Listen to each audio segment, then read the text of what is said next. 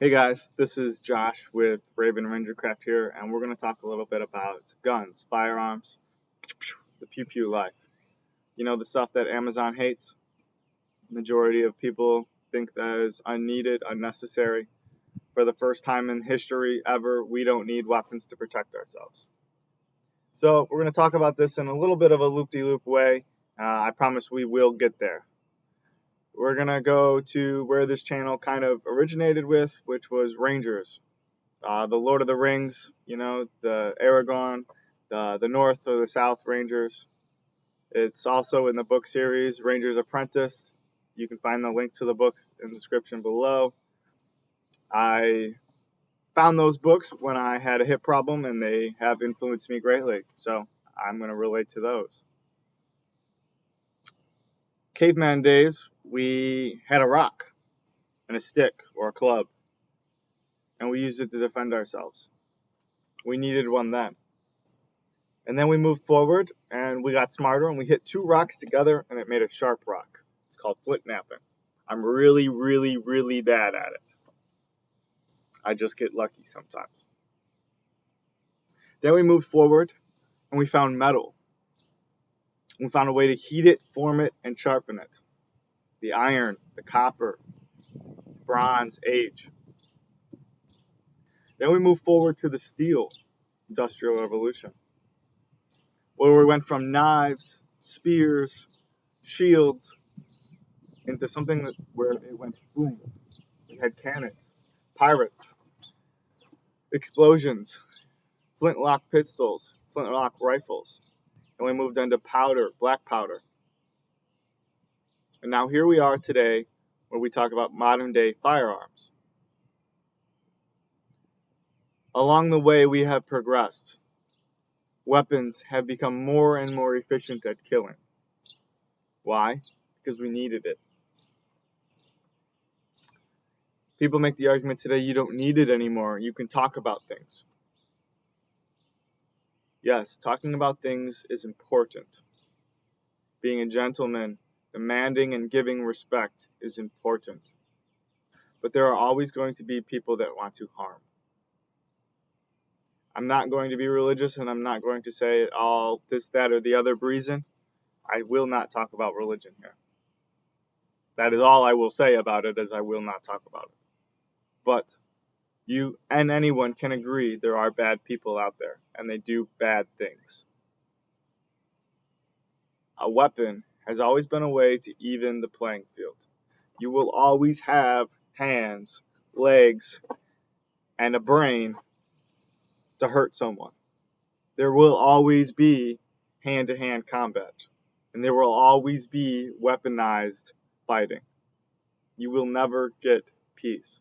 Remember, war is not an absence of peace. Peace is an absence of war. It's human nature to fight. It's human nature to want more. Remember, we talked about the sheep and the wolf. The sheep will always get eaten by the wolf. The sheep will never eat the wolf.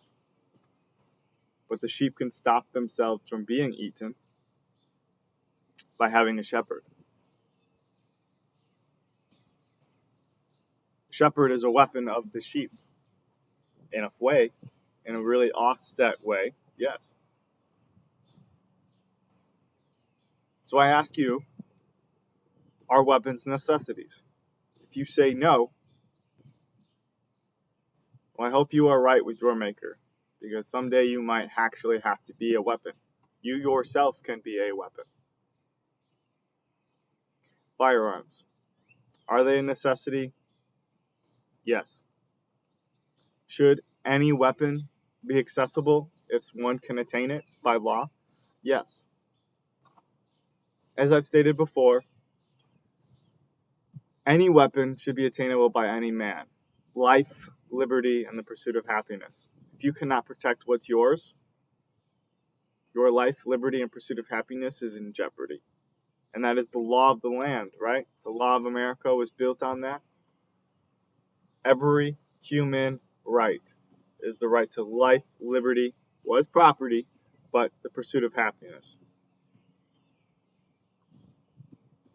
If a weapon or a firearm is the only way to keep what's yours, then yes.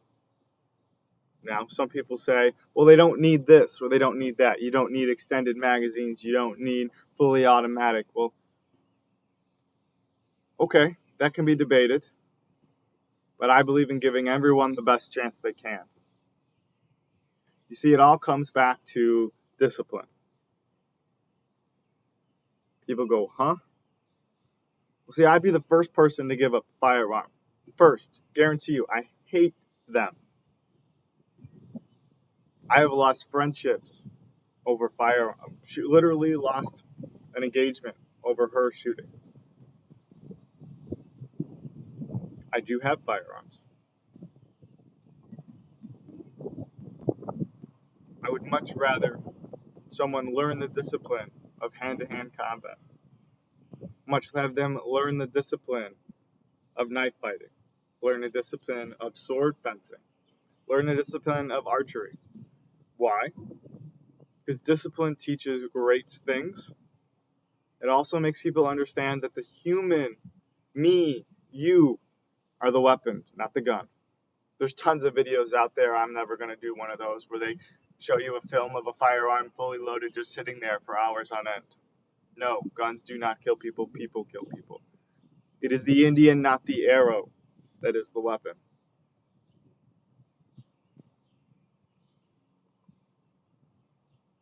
We will never not need weapons. You will always need to fight for what is yours. What is greater, the pen or the sword? Well, when you know when to use both, they are equal. There is a time for the pen, and there is a time for the sword.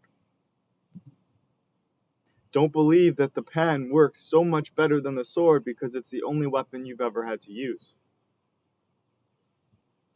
More often than not, the pen is the first choice. You have to use the pen, but when the pen does not work, it's time to draw the sword. I think so many generations today have only ever used the pen, and therefore the pen has always worked in their mind, and they don't know why savages a long time ago could not be used to use the pen before the sword. We live in such a civilized, and I say that lightly, civilized society, because the majority of people have never had to use the sword. Have you? Do you know that when you've had to use the sword, the pen would not work? You see, I heard a statement the other day, and I find it extremely interesting. There are many liberals in the military, but there are no liberal special forces. Now I ask you, how many of our military actually sees active duty and actually sees frontline combat? A very small amount. Not good or bad, just a fact. Now I ask you, if anybody has ever had to defend their life with a weapon, whether it be two hands, knife, sword, bow and arrow, or firearm, ask them, would a pen have made the difference? See you around the next bend.